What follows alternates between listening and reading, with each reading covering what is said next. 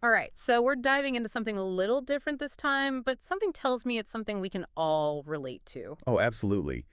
This is one of those topics that might seem deceptively simple at first glance. Right. Like, oh, organizing files, we all know we should do it, but. But does it really make a difference to the bottom line? That's what we're really digging into today. And we've got a really interesting article to help us unpack this whole idea. You sent this over, so you must found something that caught your eye. I did, actually. It starts off with this analogy, and honestly, it hooked me from the first line.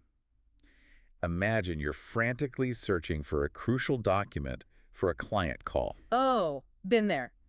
The digital equivalent of rifling through a black hole. Exactly. And the article makes this brilliant comparison. It's like your digital world is a teenager's room after a sleepover. Utter chaos. And we've all experienced that feeling of, where do I even start? Oh, 100%. It's stressful just thinking about it, but okay, we can all relate to that feeling of being disorganized. But then the article takes this relatable experience and translates it to the business world. And this is where it gets really interesting. Because it's not just about the stress of clutter, it's about the tangible impact on your bottom line. The article highlights how that frantic search for a lost file, it translates directly to lost time. And time, as we all know, is money, especially in the business world. Absolutely. And it goes beyond just anecdotal evidence. And you actually cite studies showing that employees can waste up to 30% of their work week just searching for files. 30%. That's like what? An entire day? Gone. More than a day. Think about what you could achieve if you gained back an entire extra workday every single week. That's mind-blowing when you put it like that. Okay, so we're talking about a significant chunk of time here. But it's not Joe just about time, is it? No, it's not. The article drives this point home with well, it's a cautionary tale, really. They talk about this small bakery, and they ended up misplacing a major wedding cake order. Oh no, that's every baker's worst nightmare. Exactly. And why did they misplace it? Disorganization. It wasn't just a piece of paper they lost. It represented a lost client, damage to their reputation, missed revenue. Talk about a recipe for disaster. And it really highlights how those seemingly small oversights, they can snowball into much larger problems. Okay, so we're not just talking about being tidy here. It's about creating a system that actually supports your business goals. 100%. And that's what I love about this article. They go beyond the obvious benefits of organization, like, oh, reduce stress, increased efficiency. They actually emphasize some unexpected advantages. Like, did you know that organization can directly impact collaboration? I can see how it would, but how does the article connect those dots? Well, think about it. When team members can't locate shared documents, or there are multiple outdated versions floating around, what happens? You get confusion, projects get delayed, and it stifles creativity and productivity. Oh, absolutely.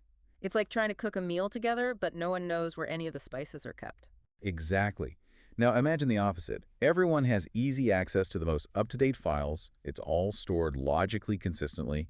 Communication is streamlined. You've got that shared ownership, and teams can work together seamlessly. So it's not just about finding files faster, it's about how that speed and ease translates to a more collaborative and ultimately more successful work environment.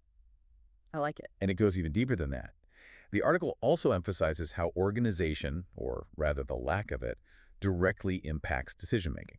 Okay, so how does a messy digital workspace affect our ability to make good decisions? Well, in today's fast-paced business world, we need access to accurate information quickly to make informed decisions, right? Absolutely. We can't be relying on outdated info. Exactly.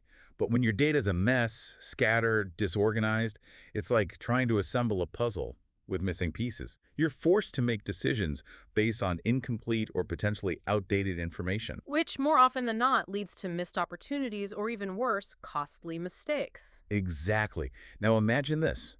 You have a system, you can instantly access any data you need. Sales figures, customer insights, market trends, whatever it is. You're able to see the complete picture, identify patterns, and make those confident strategic decisions based on real-time information. So we're moving from a place of reactive problem solving to proactive planning and informed decision making just by getting our digital ducks in a row. Precisely. I love it. But there's got to be a bridge between recognizing the problem and actually creating the solution. There is, and luckily that's what the article tackles next, providing a roadmap of sorts. Okay, so where do we even begin? It starts with a simple yet powerful concept, establishing a clear and logical folder structure. Think of it like creating this well-organized library for all your digital assets. So instead of having one massive bookshelf overflowing with books, we're categorizing them by genre, author, maybe even adding some helpful labels. You've got it. Yeah, The article suggests creating categories that make sense for your specific business needs. For example, folders for clients, finances, marketing, and so on. makes sense. So within those broader categories, using descriptive file names is key. Absolutely. Meeting notes doesn't tell you much, but 2024-10 client meeting Acme Core, that's way more informative. Right. It's like giving each file a little GPS tag, making it easier to locate later. Exactly. The article also emphasizes the importance of something we probably all dread, regular digital decluttering. Oh, tell me about it. My downloads folder is basically a digital landfill at this point. Right. It's so easy for digital clutter to accumulate. It's almost like it multiplies overnight. It really does. But just like you wouldn't let physical clutter take over your workspace, it's crucial to do those regular purges of outdated files and documents. Out of sight, out of mind, though, right? Just shove it all in a folder I never look at. Well, that's one way to do it. But honestly, even just scheduling dedicated time for a little digital cleaning can make a world of difference. Yeah, Even if it's just 15 minutes at the end of each week. just to delete stuff. Yeah. Delete, or maybe create a monthly reminder to archive older documents, that kind of thing. That way they're not gone entirely, just tucked away neatly. Makes sense. Okay, I can get behind that. And speaking of things that make life easier, the article dives into a topic that's almost a given these days, cloud storage. Oh, yeah, it's gone from a nice to have to an absolute necessity, hasn't it? Totally. Cloud-based storage, it just provides that accessibility and security we all need. Access your files from anywhere, collaborate with your team seamlessly, and most importantly, that peace of mind knowing your data is backed up no matter what. It's like a safety net for your entire business. Pretty much. It's not just a perk anymore, it's essential. Agreed. And speaking of technological solutions, there was this part of the article that I wanted to pick your brain about. They introduced this AI tool called Sortio. Oh yeah. Sortio, I've actually had a chance to look into that one a bit myself. So, like, yeah. What do you think? It sounded pretty futuristic to me, not gonna lie. It definitely sounds like something out of a sci-fi movie, right? Yeah. But the basic idea is you've got this AI that basically takes care of all the tedious organizational tasks for you. Hold on, it automatically organizes my files for me. That's the idea. It categorizes, tags, even prioritizes your files based on your usage patterns, all that good stuff. So it learns what I need and how I work. Exactly. It's like having a personal assistant for your files. Yeah. Which, let's be honest, is something we could all use a little help with sometimes. Okay, I'm sold. Sign me up. But let's zoom out for a moment and connect this back to what we were discussing earlier about business intelligence. This isn't just about aesthetics or efficiency. It's about leveraging information for strategic advantage, right? Precisely. When you've got a well-organized system for managing your data, you're not just making it easier to find things, you're creating the foundation for data-driven decision-making. Okay, I'm intrigued. Give me an example. All right, so imagine you're trying to secure funding from investors. Instead of scrambling to compile all your financial records, marketing data, customer insights, you've got it all readily available, organized, and easily digestible. It paints a much more compelling picture, for sure.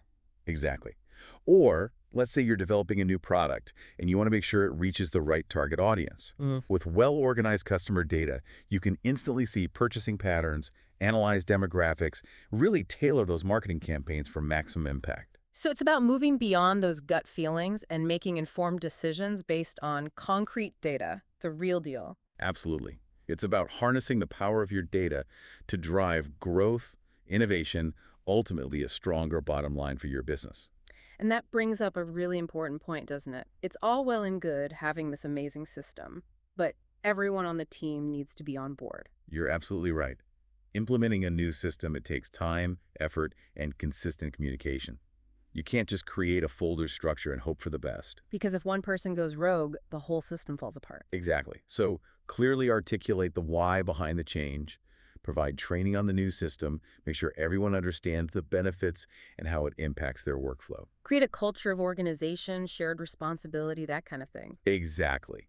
Empower your team to take ownership of their digital workspaces, provide ongoing support, and don't forget to celebrate the small wins along the way. Because even small progress is still progress, right? Absolutely. And this ties into something you mentioned before about adapting the system as your business grows and evolves. It's not a one-time fix, it's an ongoing process. Right, so we need to build in those regular check-ins, see what's working, what's not, make tweaks as needed. Exactly. No system is perfect from day one. It's about finding that balance between structure and flexibility.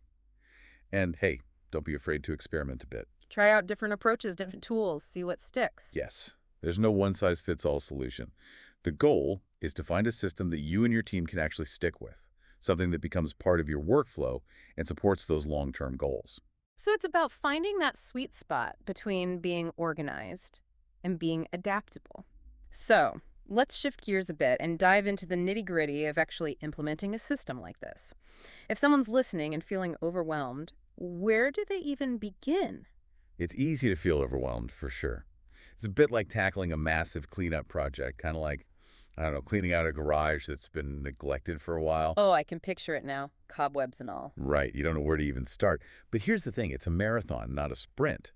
I always tell people, start with that one area that causes you the most frustration or eats up the most time. So pinpoint that pain point and focus your energy there. Exactly. Is it a chaotic inbox? A shared drive that's about to explode? Okay, so let's say someone's drowning in emails. Where do they even begin with that? Email can be tough because it's this mix of urgent stuff, reference material, and let's be honest, things we just avoid dealing with. Oh, I'm guilty of that last one for sure. The article had a couple of good suggestions for this. First, dedicate specific times to tackle email. Don't let it rule your entire day. So set boundaries, create those email-free zones. Exactly. And second, utilize those folders and filters. Those are your best friends. So instead of one monstrous inbox, create a system that pre-sorts things for me. Exactly. Maybe you have folders for different projects, clients, or even just action needed versus for reference. And filters can automatically send certain emails right into those folders for you. So it's about creating a system that works behind the scenes, doing the heavy lifting so I don't have to... Exactly. Now, for shared drives, especially with a team involved, that clear folder structure we had talked about earlier, that's non-negotiable. Because what seems obvious to me might be a complete mystery to someone else. 100%. Schedule a quick team meeting, get everyone on the same page with naming conventions, folder organization, the whole 9 yards. So it's like creating a shared map of your digital territory. Love that analogy. And like any good map, it needs updates, right? Our businesses are always evolving, so our systems need to adapt. So it's not a set it and forget it kind of deal, more like regular tune-ups. Exactly. The article actually emphasizes this. No system is perfect from day one. So those regular check-ins, maybe a quick team huddle every month or so, just to see what's working, what's not, and make adjustments as you go. So it's about cultivating that continuous improvement mindset. Absolutely. And hey, remember those AI tools we talked about? Don't be afraid to explore those, especially if your needs get more complex. It's like upgrading your tools as your projects get bigger, moving from those hand tools to the heavy-duty equipment. Perfect analogy. Yeah. Because it highlights that it's not about replacing your skills and judgment, but amplifying them with technology. I like that. So as we wrap up this deep dive, I want to circle back to something we've touched on throughout our conversation. The idea that organized files have this ripple effect. Oh, absolutely. Right. It goes way beyond finding that one file quicker. It's about the clarity it brings, the confidence it builds, the strategic advantage it unlocks. It's like stepping out of the weeds and into a bird's eye view of your business. Exactly. You go from feeling overwhelmed and reactive to feeling empowered and proactive just by getting a handle on your digital world. Amazing. And honestly, if listeners take away just one thing from our deep dive today, let it be this. Organized files aren't just about being tidy. They're a strategic asset for your business. Couldn't agree more. A worthy investment for anyone who wants to work smarter, not harder, and achieve their goals more effectively. And that's what it's all about, isn't it? Absolutely. And on that note, we'll leave everyone with this final thought. What could you achieve if you weren't constantly battling digital chaos? Thanks for joining us on this deep dive. Until next time.